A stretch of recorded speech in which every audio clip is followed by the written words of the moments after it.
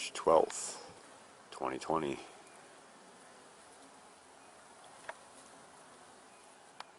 Absolute ton of pollen coming back in.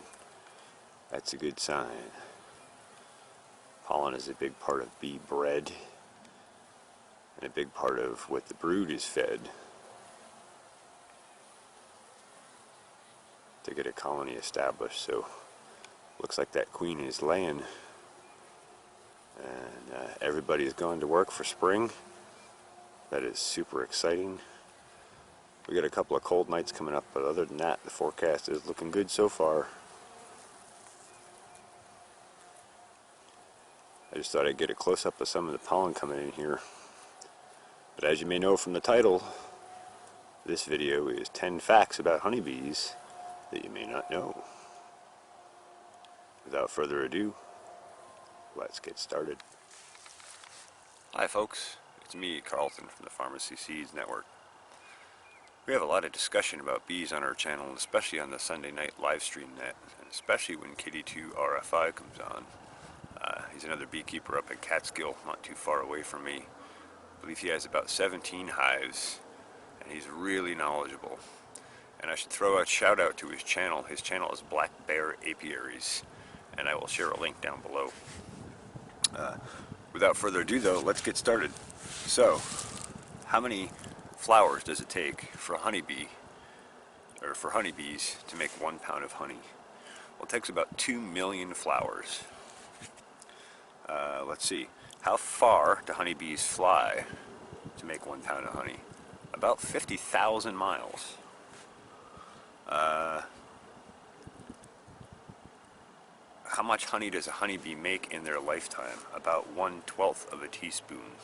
So that means it takes 12 honeybees to make 1 teaspoon of honey. It takes their entire lifetime.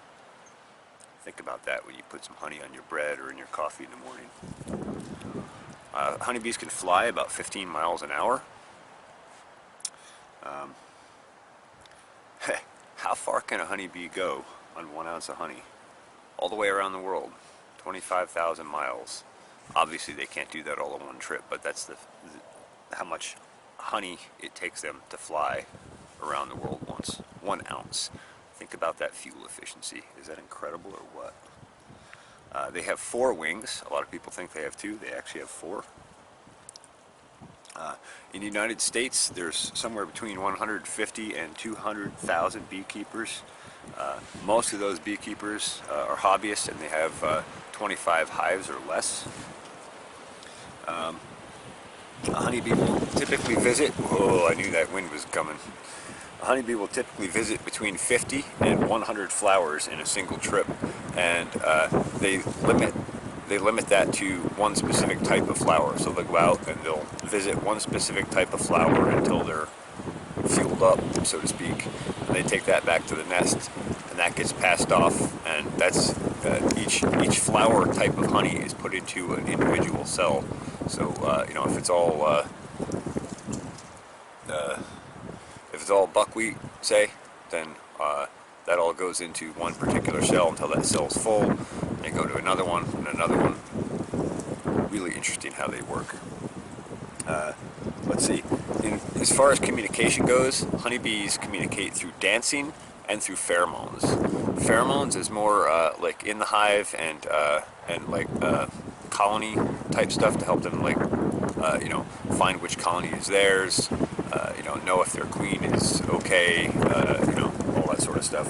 The dancing, they come back to the hive. A scout will come back to the hive and dance out a direction and distance, and basically dance out directions on how to get to the resources that they're trying to get to, which is really amazing. And then it's even more amazing when you think about it. You know, oftentimes I open this hive up and you have a look inside the hive, and we're looking at that honeycomb and those bees in daylight. But when you close that hive back up, there's no daylight in there. Those guys are working in the dark in there. Can you imagine working in the dark and building intricate combs and orchestrating all that? Really phenomenal. Let's see. And then let's see, the last, number 10 is, oftentimes people ask how many bees are in a colony. Somewhere between 20 and 80,000, depending on the colony.